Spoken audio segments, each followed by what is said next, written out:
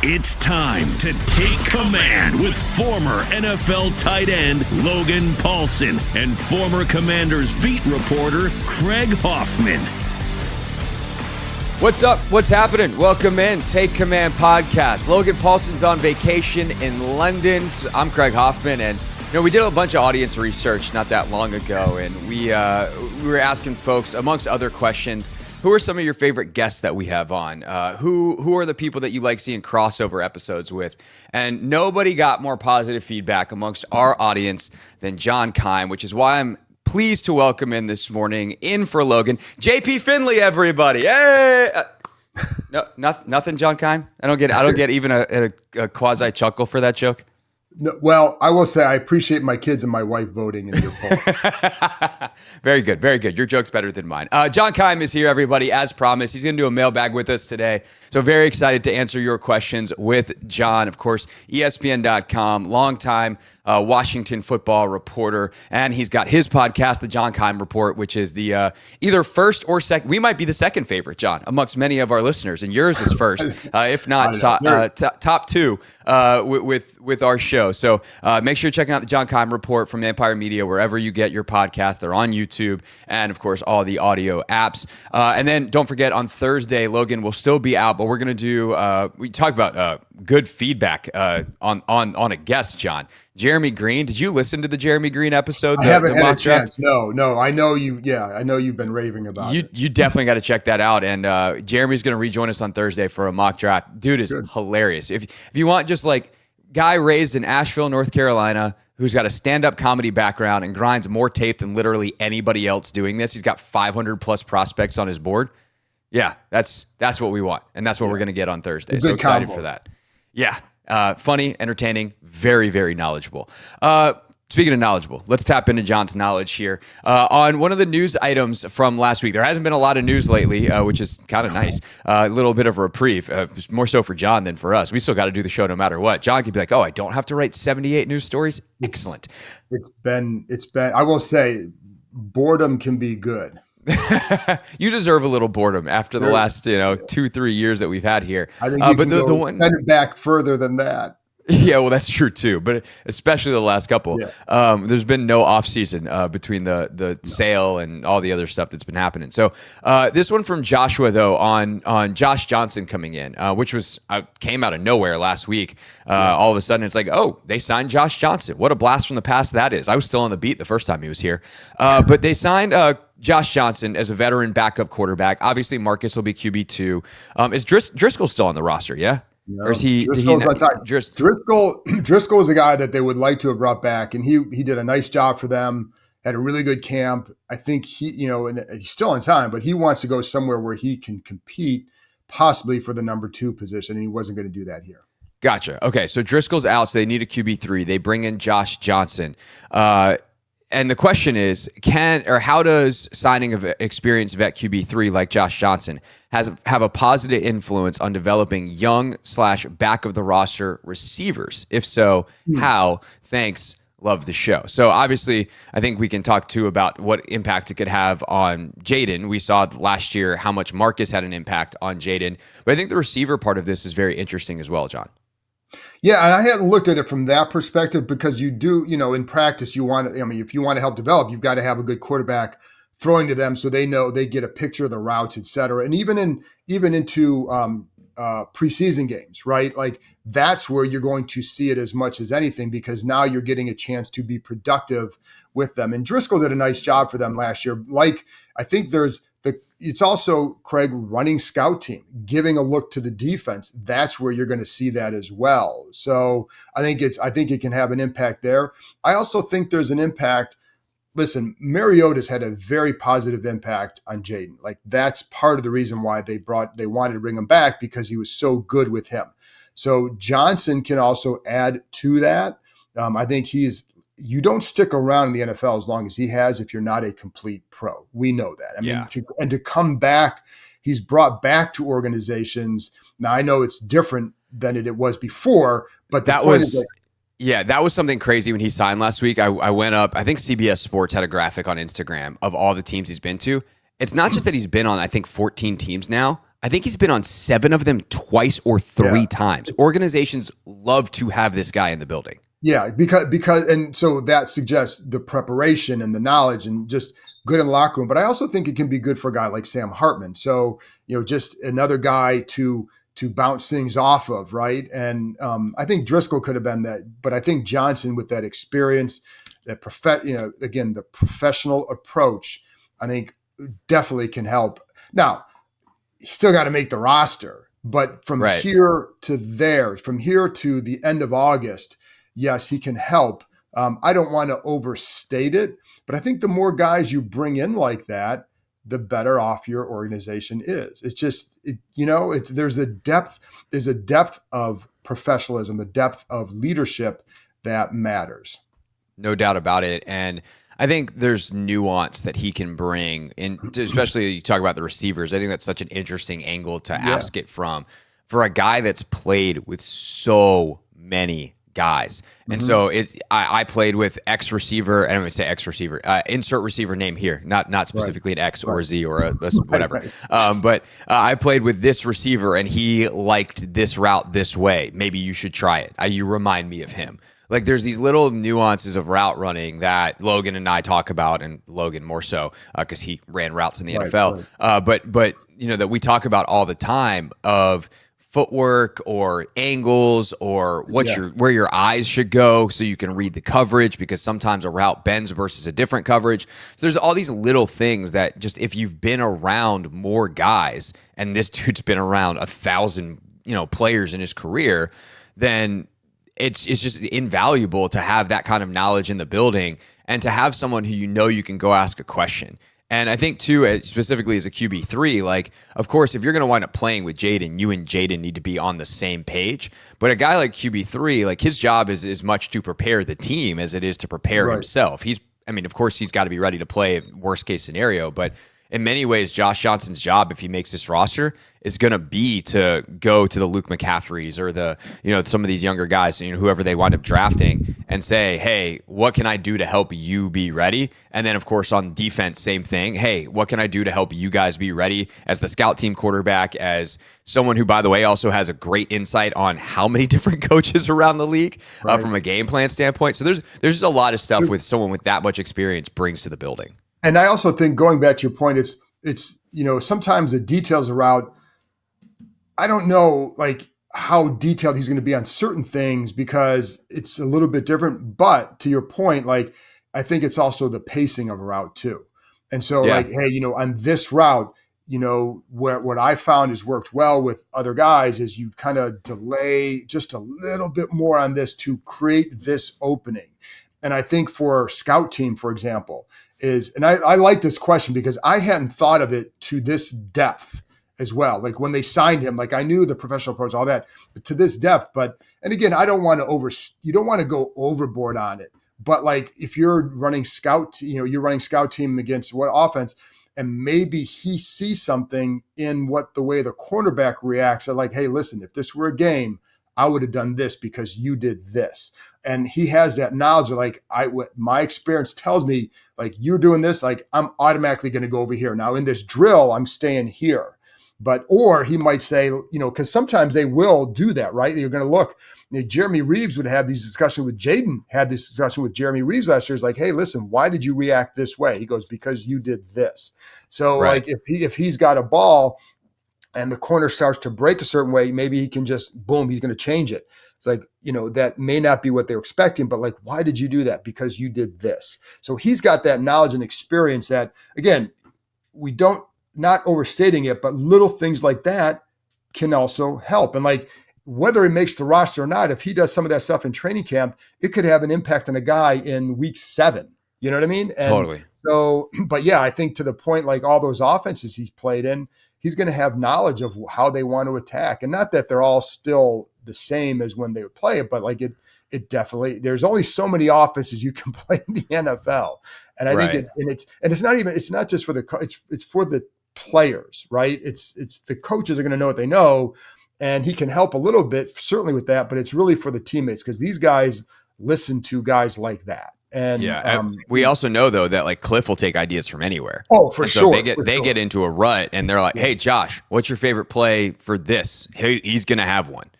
Yeah, and they're not afraid to add that to their offense. And what's funny is before the draft last year, I remember talking to Jay Gruden about like what he liked about Jaden Daniels, and he kind of like he's got some processing like Teddy Bridgewater, but he's got Josh Johnson's legs, and it's funny because that combination, I think some people poo-pooed that. But like Josh has that ability. That's why when they signed him the first time, Jay actually wanted him instead of Sanchez right away because he knew that he could come in and make plays right away because of the legs.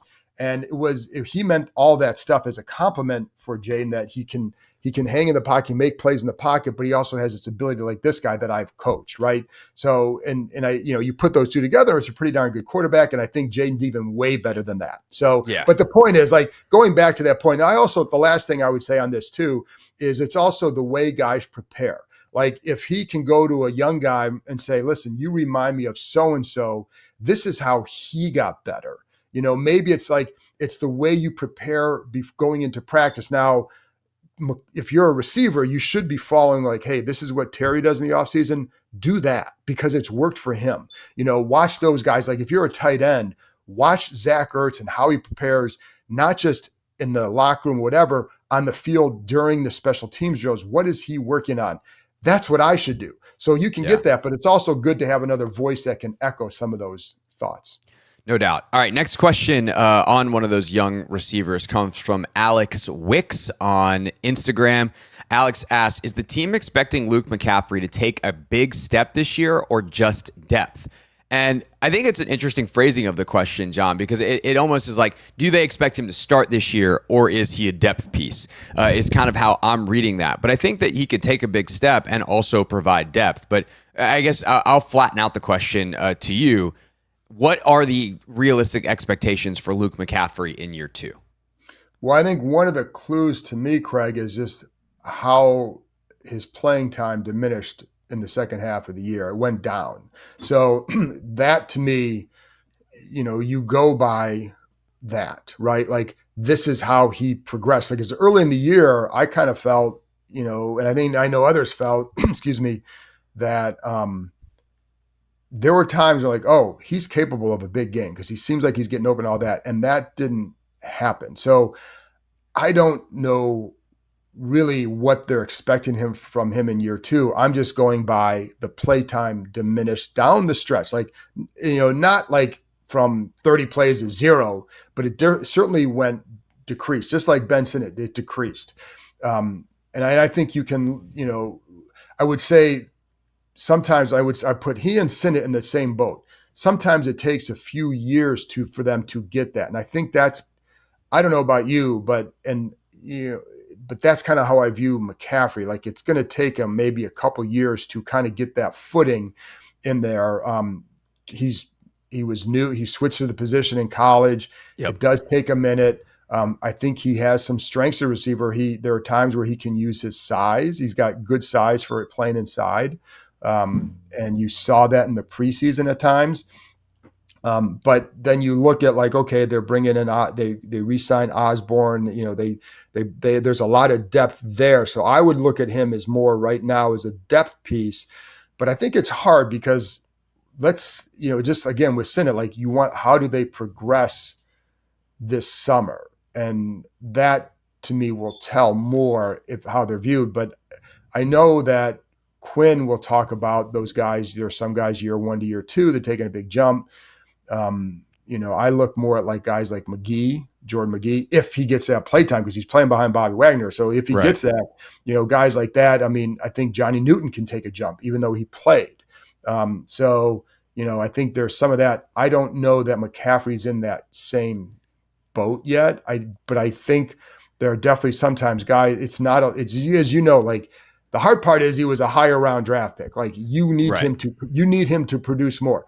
But I still, I think depth, special teams. That's how I would view him. So I would say they have set themselves up that if he is still more depthy, they're okay. They obviously bring in Debo. They bring back Noah Brown. They bring back, Osborne barely played last year, but with his summer, can he acclimate, and has proven that he can play at the NFL level with the one or a couple pretty good years he had in Minnesota earlier in his career. So there are some options there, and they obviously could look at receiver in the draft. I think the thing with Luke is, and first more generally on kind of the role is, their expectation of him, I feel very confident in saying this, John, without having talked to a single person. They expect him to compete because that's how they roll. To use DQs. That's how we get down, is what DQ would say, right? Yeah. So they expect him to come in and compete. And if he is better than Noah Brown and better than KJ Osborne and better than whoever else he's competing with outside of Terry and Debo, then he's going to be the third guy. He can play inside. He can play outside. Like, he's a smart player. But he lacks the nuance of the position because he's still new to the position. And I think, unlike a guy like Sinnott, I think they knew that coming in.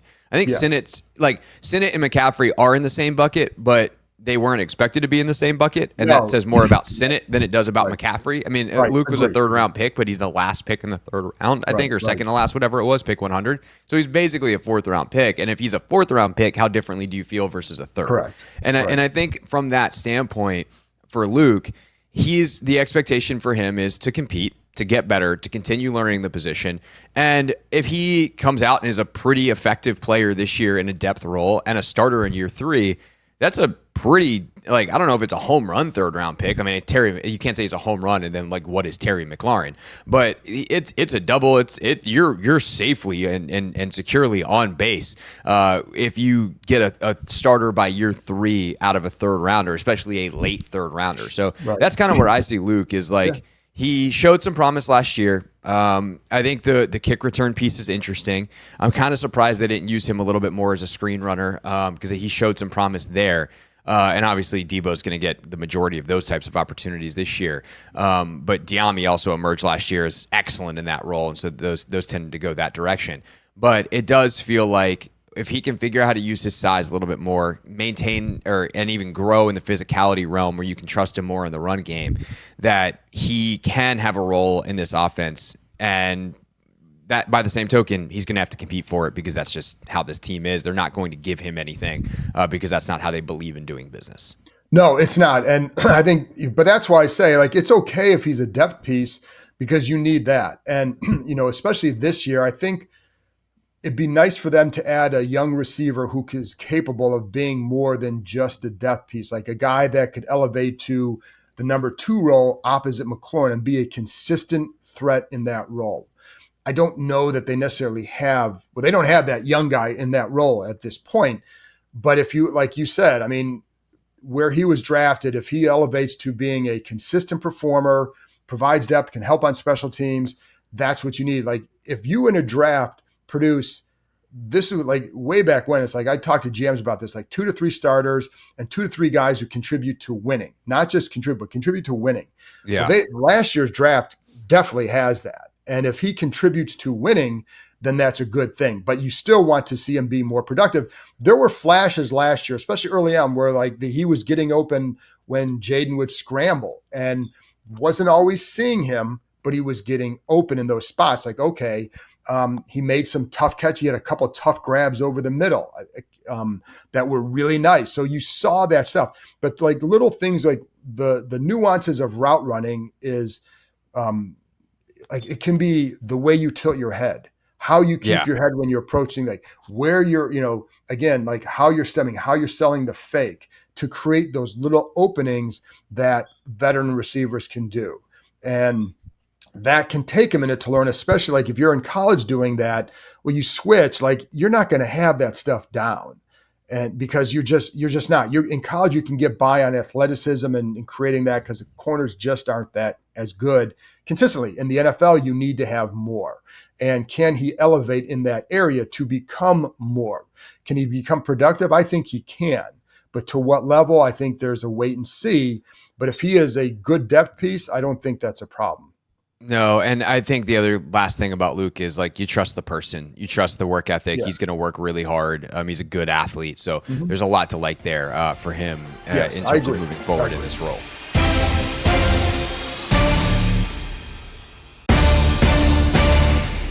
Take Command Podcast, John Keim with us today for the mailbag episode. Again, Jeremy Green will be with us later in the week, and then Logan will be back because the NFL draft is somehow next week. We're 9 days away from the first round, John, and so we got a bunch of draft questions, and we're going to dive in with your alma mater here. This is right. A John Keim specific question. Right. Let's go. If the Commanders could draft one of the Ohio State prospects in this draft, who would you want it to be? Well, that's a question from Tom 0-8. Okay. So this is going to be a little bit of I'm going to give you two names, but for a reason. Of course right? You are. No, of course you are. But he's trying to get multiple Buckeyes in the building. I see what you're up to. You can't fool me. Say, like the guy that I keep going back to is TreVeyon Henderson. That would be my number one thought because I think of what he adds as a player is really good for what this team could use. Explosive really halfback. Explosive in the screen game with him, his ability to pass protect, his ability in space. He's not just a third down back, but that explosive aspect of his game is really good for what they need. I think the best player from that group is Simmons, the tackle. And they don't need that left tackle. So that's why I say, before they got Tunsil, I would have said him. But I think for what they need, TreVeyon would be the guy. I just don't think they're good. The first round I think would be too rich for a running back for me. And the second round might be too low to get him. So yeah. I don't think he's got it. So then it's like, well, was it JTT? And I think he'd be good as well. I know they had they talked to Denzel Burke, the corner, but I think JTT would be after that. But TreVeyon is the guy that I would pick. Yeah, JTT, one of two Ohio State edges. I don't know if you and Logan have talked about this. I don't think he's super high on either of those guys. Now, that doesn't necessarily mean that Logan's 100% right. We'd love for Logan to be 100% right. Yeah, but there are other ends that I would look at before them, and it's not. Listen, what Jack Sawyer did against Texas will be etched in my brain forever. And those guys did a really good job there. I do think there's some other defensive ends that I would look at and say, okay, this is their production in college, but this is their potential in the NFL. And have they reached that? Both those guys played for 4 years. They are what they are. There are other guys like Femi Ofadu from UCLA, who is very intriguing because he's a newbie at that spot, right? So those kind of guys I'd look at more. That's why I say I go back to Henderson, period. And Judkins is another one, but Henderson, that's the go with that. I think both the running backs are interesting. I do think I'd be a hypocrite if I didn't say it, but considering in our Hoffman Show mock draft the other day on the radio, I wound up picking an Ohio State player in the first round, and it was Igbuka. So I can't believe that I forgot to mention him. But that guy is he's like Terry McLaurin in terms of culture setter, right? Yes. And he's God bless. I can't believe I forgot about him. I was in my head, I'm I know I'm forgetting somebody. If they wind up drafting him, we'll delete this clip. That way he doesn't ever find it. Yeah. No, listen, that guy was tremendous. And I also think, and to the reason why this speaks to this, that to me, he's certainly not overlooked, but it's always been somebody else, right? They had so many good receivers. There's always somebody else that was oh yeah. And they have Igbuka, who is really, really good. And he can play. I think he can play inside and out. He makes tough catches. He's not going to be the explosive guy, but he gets open. And it's funny when you're looking at guys this is Puka Nacua for the Rams. They took him because he got open. There are some guys that know how to get open, and that's the job in the NFL. You may have speed, you may have this, but if you're not creating separation, you're not going to be a threat in the NFL. And I think Igbuka does that, but he makes tough catches too. So that would be actually, let me revise. After Henderson, it would be Igbuka. Yeah, I don't think that's the best way the board falls for Washington. I think one of the edges falling, Ezeraku, is the best bet for Washington. When what you ultimately want, everyone's best player in need. And I'm what you want is the best player available to fill one of your needs. That's the A1 how the board falls. And so in that way, I think Ezeraku falling or whatever, Shamar Stewart, whatever the edge that they like and believe in, falling to them at 29, because for whatever other reason, other people don't believe in that player. That's what you want to happen. And there is a clearly, because I was the one making the pick, a way where the best player falling to them is Emeka Egbuka. If all the edges go early and you're looking at, the best edge available being someone like a James Pierce, who I don't think is going to wind up on their board because of kind of the inconsistent football character stuff where his effort and all that kind of stuff is a polite way to put it. Yeah, it's not going to get the commander tag, James Pierce Jr. Let's put it that way. And Emeka Egbuka is going to have like a giant button that's like says commander on it if it's up to Adam Peters. So I think that there's definitely a way where Egbuka is the best player available for them at 29. And I agree with you. I think he fits he can fit anywhere. This is a different analogy. Can't believe I forgot him. Yeah, like bugs me. Last night, John, I was telling you before we started the show, I was doing all the WNBA draft stuff, and the Mystics took this guard, Sonia Citron, and Notre Dame guard. And it doesn't matter what team you put her on, she will fit. She can play with literally anybody because she just has this not great at anything, but really good at a lot of things, basically everything skill set that just, you can put her at guard, you can put her at small forward, you can put her next to a shooter, you can say, hey, we need you to handle the ball. She can do anything. And that's how I feel about Emeka Egbuka in a receiving core. You could literally put him in any receiver room in the league and he'd be fine. He is to that extent.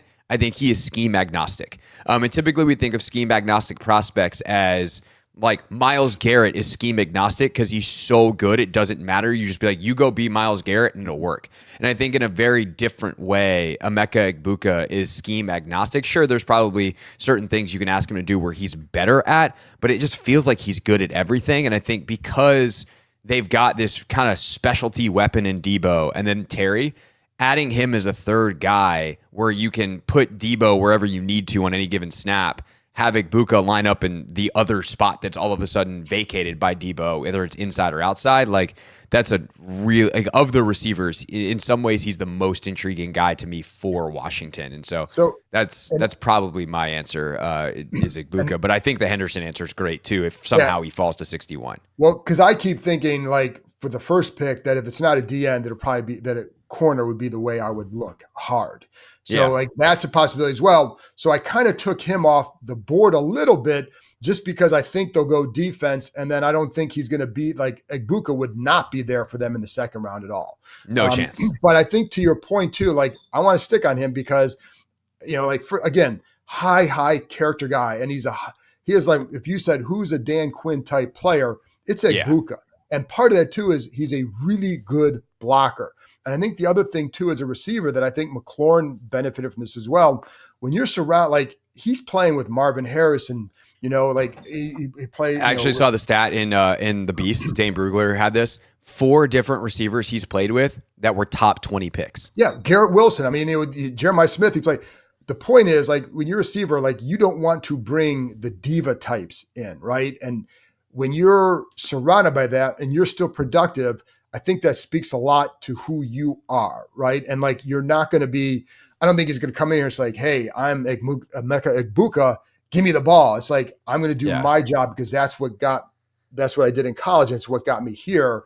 And it's what helped them win a national title, right? Like, how annoyed would Mikey Sanders still be, by the way, if they did that? He's just, how many Buckeyes can he have, in that room with him? Because like he's 2 lockers down. He's like, there's only 1 locker separating he and Terry. So, put Egbuka there. Let's do it. Yeah, put it right. Yeah. And John's just sauntering over to that part of the locker room every day. Part of the locker room all the time. Hey, Mikey, you like my shirt? but I do think like a lot of that stuff speaks volumes about how he would fit and be productive, knowing how to be productive in those roles, but also filling what they kind of love in a player. Like that is absolutely. I think I just don't. Good chance he's not available. I think he's probably off the board. In an ideal world, in an ideal situation, I think they go defense with that first pick. Whether it's an end or a corner, right? Or maybe even a safety. Like give me a playmaker there, but it's hard. Listen, if you're a true playmaker, chances are you're going a lot higher than this. But like, give me a guy. I think that's one of the reasons why he could fall, though, is like, I don't know that you look at him and you're like, I'm talking about playmaker. defense. I'm talking about defense. Yeah. Yeah. But that is a reason why Igbuka could be available, is like the playmakers go with the higher ceilings go higher. And it's just like, hey, we got the really good football player that's going to be just short of a Pro Bowler every year of his career. Sick. Sign me up for that. Yeah. All right.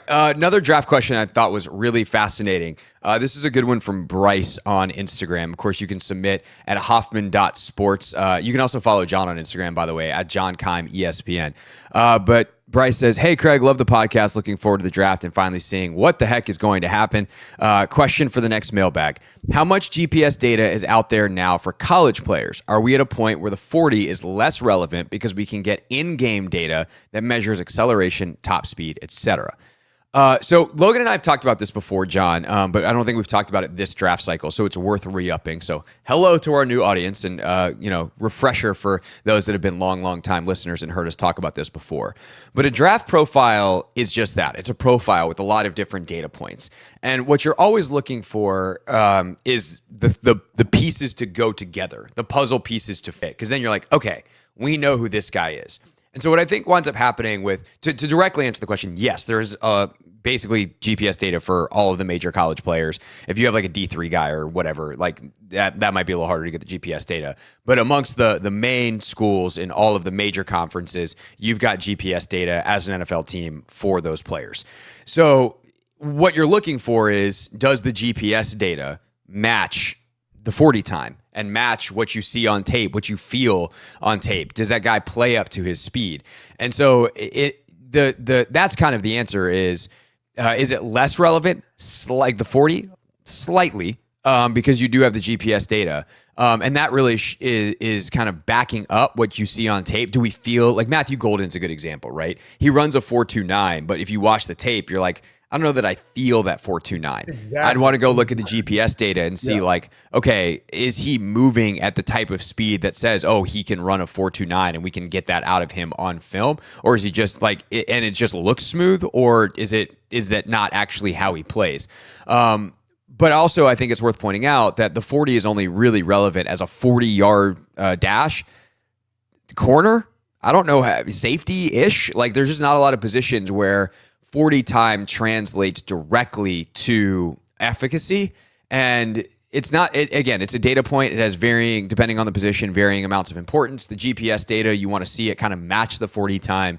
And I think that's how I would answer that, John. Anything you would add on that front in terms of how the profile comes together? And first of all, the more information you have, the better off you are on a player. And this gives you just more information, I think, to your point, right? But there are like, the 40 time is great for fans, I think, right? Like it's a measuring point for them. And I think it's part of what teams will look at. Now, I think Golden is a perfect example. I think if a guy runs like Kyle Hamilton did not have a great 40 time, right? But he can play that position. Why? So never showed up on tape. You're never like, this guy's not fast enough. Exactly. Because it's funny because when you watch a guy, like it's really about reaction speed. And are you able to diagnose a play? Like Ed Reed, I don't know what Ed Reed's 40 time was.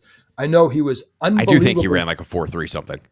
All right, well, but you also probably could see that on tape. I also might be making that up because of how good Ed Reed was. Well, but the point is, I don't know. Apparently he's like 4.57. There you go. Right, what do I know? There you go. Perfect. But what you do know is the preparation he put in, the way he would con quarterbacks and get them to react the way he wants them to do. And the way, you know what I mean? Like it was the play speed. And the play speed comes to me, it's anticipation, it's instincts, but those instincts are honed by preparation and film study, because you can get burned by instincts if you don't have the preparation behind it. So I think like, to me, like what matters more, if you're looking at a corner, like, he runs a 4.5, but he has good length. What's his short area quickness like? These guys will look at, when I talk to these guys about corners, they don't say, well, I want to see the 40 time. It's like, it's ball skills.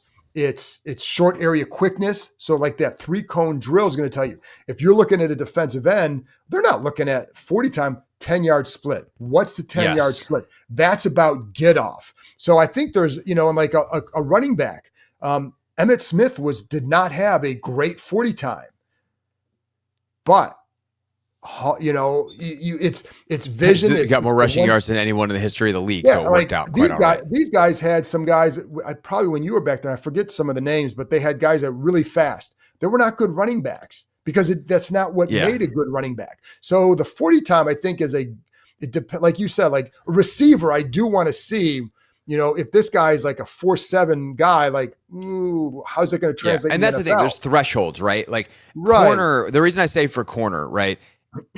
With rare exception, if you're not 4.6 or better, you can't play corner in the NFL. You are just not fast enough to keep up in the NFL. So it's not that it doesn't matter. It's just kind of a box to check as a threshold. Right. Being a 4.3 versus a 4.5 is not going to make you a better corner. Both times mean if you have the other requisite skills, you can play corner in the NFL. If you run a 4.8, you must. I hope that you slipped, and you also have crazy long arms, and. But also, it's worth pointing out, like on the if you're right, 40 Greg, times.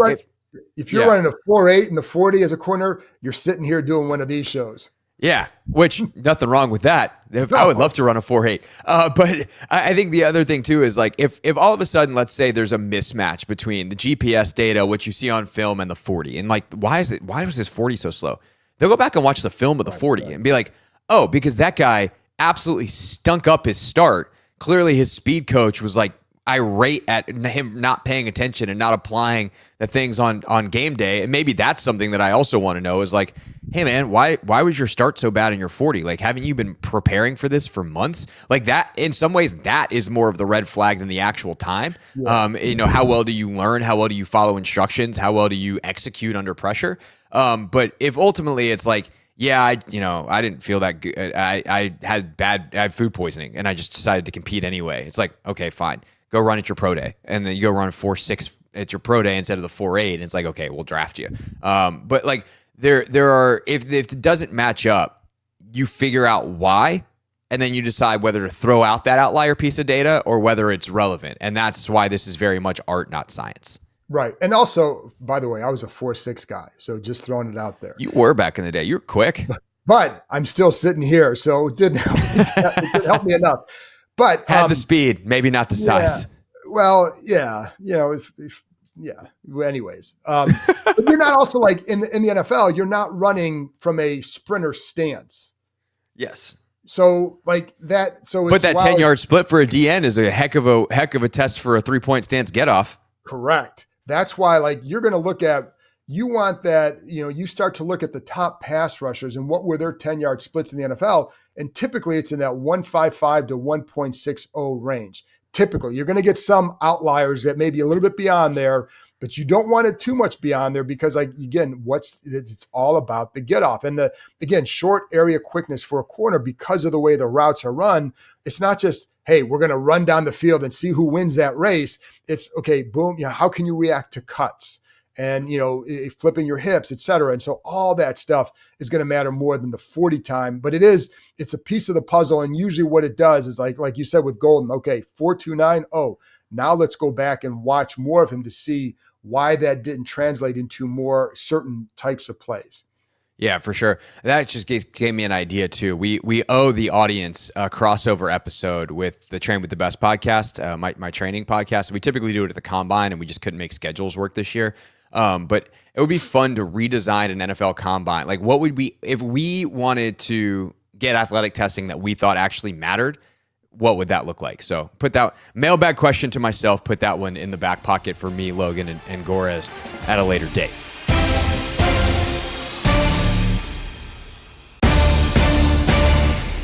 Wrapping up here on Take Command, John Keim with us today. Of course, ESPN.com. You can read all of his work there and listen to the John Keim Report wherever you get your podcasts. Like and subscribe as well. You're so good at saying that stuff, and I always forget. And I do it. Everyone's like, "Oh, we love your rambling outros." I'm like, "Thank God you make it that far." I probably should say that stuff earlier on in the show. But we're doing a mailbag today. Last couple of questions here, draft adjacent. Stephen Healer asks, "Hey Craig, love you and Take Command." Thanks, Stephen. Mailbag question: hypothetically, for where the Commanders are currently, would you prefer picking up extra picks this year or better round picks next year? For example, we trade from 61 to 80. Would you rather have a 4th round pick in 2025 or a 3rd round pick in 2026? Obviously, 2025 gives us a player now on a weak roster, but potentially a better player next year is the trade-off. Again, weak roster, his words, not mine. But, John, hypothetically speaking here, you got 2 trade offers on the table from the same team. You get a 4th rounder this year, 3rd rounder next year to move back. Which one are you taking? I'll take the pick this year because I think there's a lot of value in rounds 2 through 4 this year. And so I'm going to take this year, and I'm going to worry about next year because you're going to get a couple comp picks, and maybe you can do some maneuver. At least I think there would be I think they're in line for 1 comp pick for next year. And so you're going to add to that already. And I know it would be technically a better pick, but if I know, like in rounds 2 through 4, like there are multiple guys that I think can help this team this year, then I want to get that. So in my ideal world for them, you're coming up with a D end, a cornerback, a running back, and then an interior O lineman, right? Like that would be, I think, a really good haul. And in those rounds, you can find those. Like you get D end, corner higher, running back, and interior in 3rd and 4th. And I think you'd feel really good about that and continue building that way. So I would take it this year for that reason. And again, I think you can also maneuver next year too. It's not like you can't do that. So if you can do that this year, you're going to probably be able to do it next year as well and pick up something. But, I think so Craig, and the last thing I'll say before you get going, but if they needed a quarterback and needed to move up and you said like, hey, don't like the quarterbacks in this draft class, whatever, next year, let's get some more ammunition to maybe move up, then I might look harder at that. But I would want to add to this year's haul. And I do think because this draft is good in rounds 2 through 4, take the known commodity at this point. I think that's really interesting because my instinct was take the better pick and have a little bit of patience. But I think you've made a really compelling argument for this team specifically and this draft specifically. I think one thing that is worth pointing out in this is that while we have, we go through the season, you and I were talking before we started recording, which is like how crazy this season was, and especially the playoff run. And then you wake up one day and it's over and you're like, oh, I get ready for the draft now. We haven't looked a lick at the 2026 draft. Yeah, right. Adam Peters has a bit of an inkling, and he's got scouts that have an inkling, more than an inkling, because as you're watching your 2025 guys, inevitably there's some guy, you're like, who's that guy? Oh, he's next year. Okay, cool. Let's make a note. We'll come back to this school next year and scout him.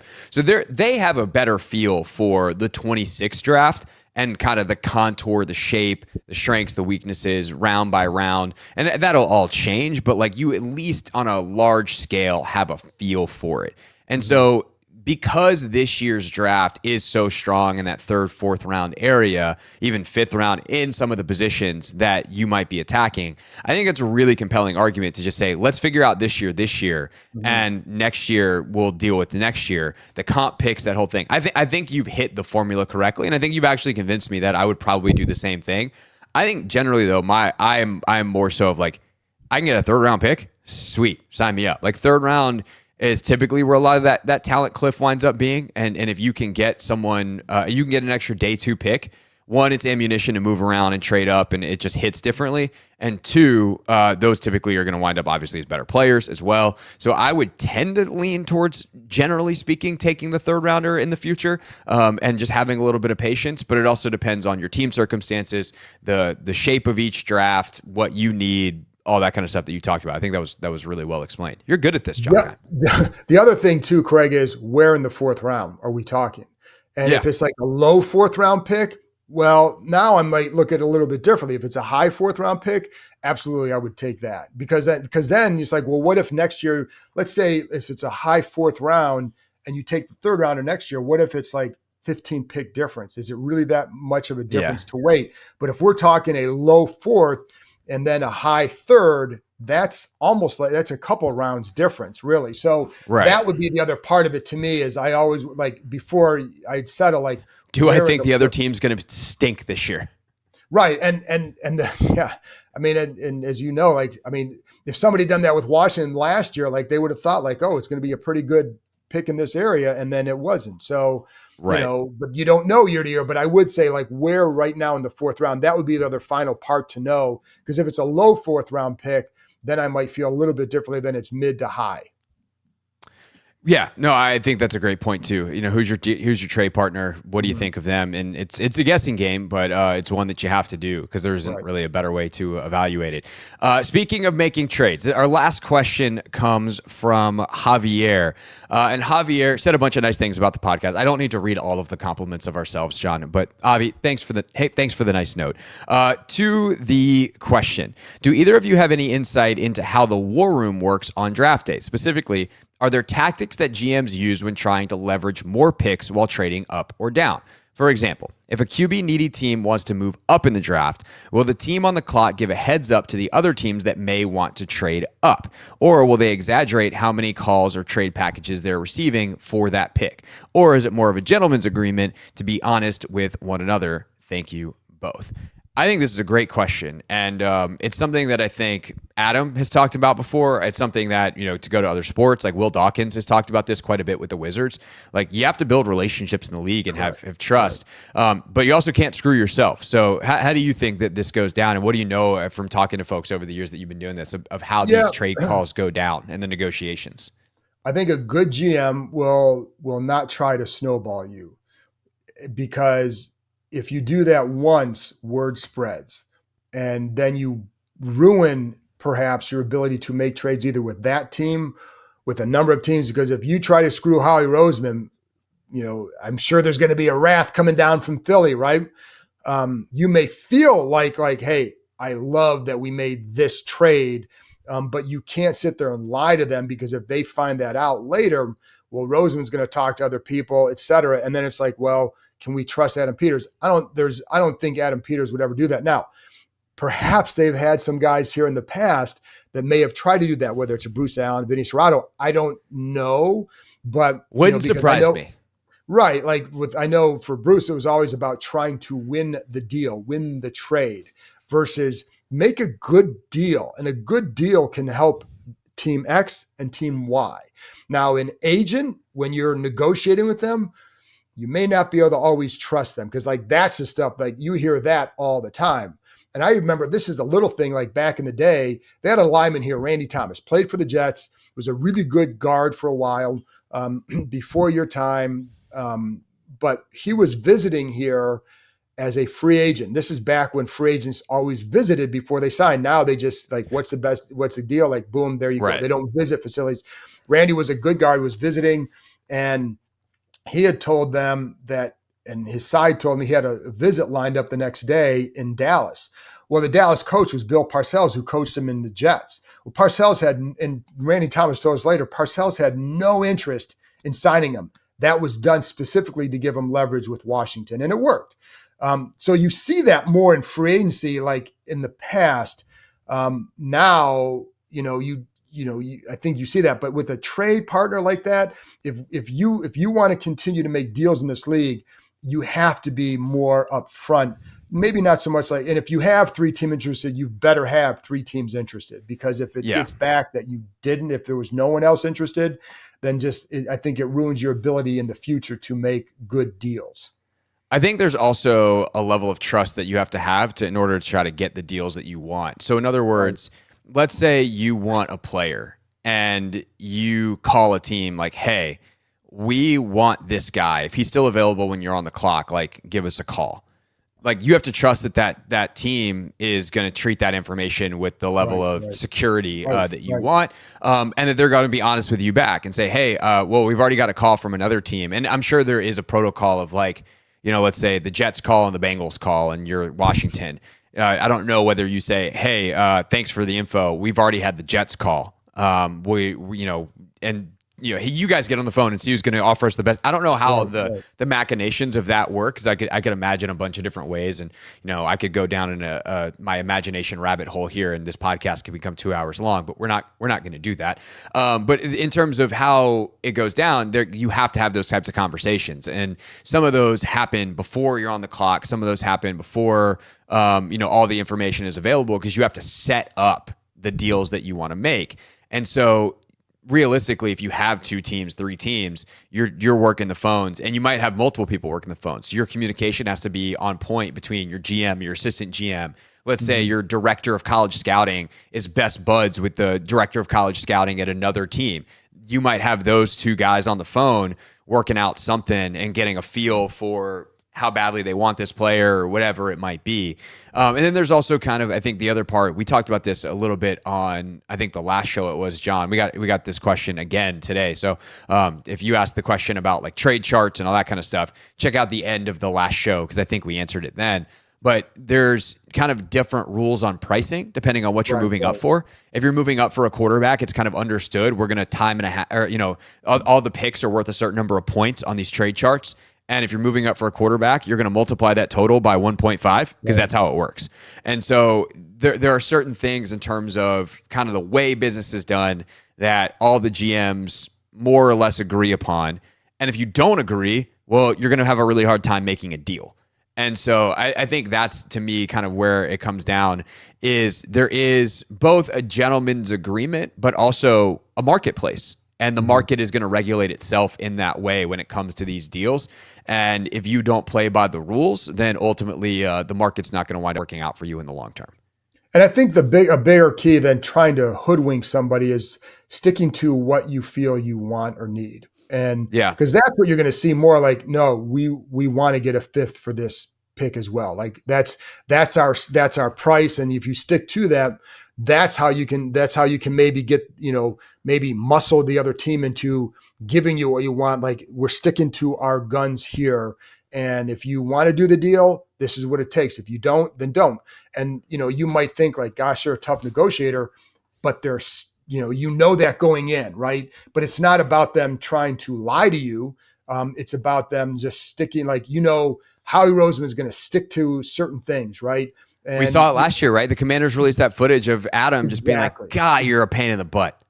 Right. But I tell you what, like Adam likes dealing with him. Like I think they have a good relationship.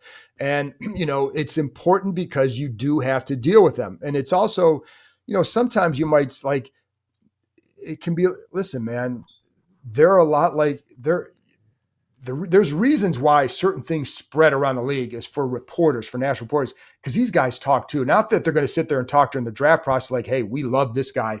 But sometimes, during the draft, like, hey, this team is calling up about this guy. So you may have to move up higher to get him if you really want him. If you come to us, like it's there, but you may have to go higher. Like you want to develop those because sometimes it can help you maybe gain more information about where you need to get get a certain guy. So, but yeah, if you start to, I don't doubt that that's happened in the past because, it's not every GM is a good one and not every GM believes in that. I don't know.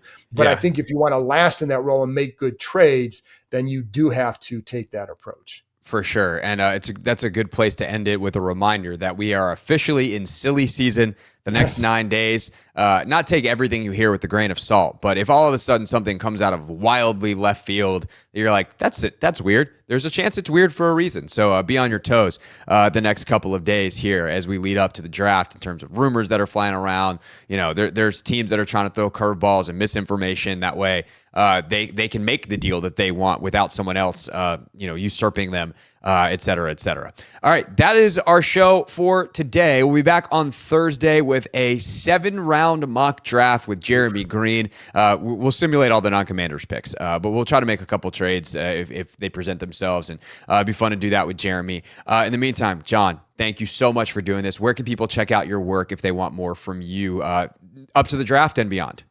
Obviously, ESPN.com, the number one place. And then, and I have a story up now. This wasn't about the draft, it was about Jaden Daniels and just like the development from year 1 to year 2 and talking to a bunch of coaches from the owners' meetings about how do you help a guy progress as the NFL tries to figure him out. I say try to because I don't think they will, but as they try to figure out what's the key in helping him develop and continue to maximize his ability. That's on ESPN.com. We'll have draft stuff. And then, of course, on the podcast, wherever you get your podcasts, and then YouTube, Empire Media, AMPIRE. There you go. It's on YouTube. So there you go. Thanks, Craig. I enjoyed this.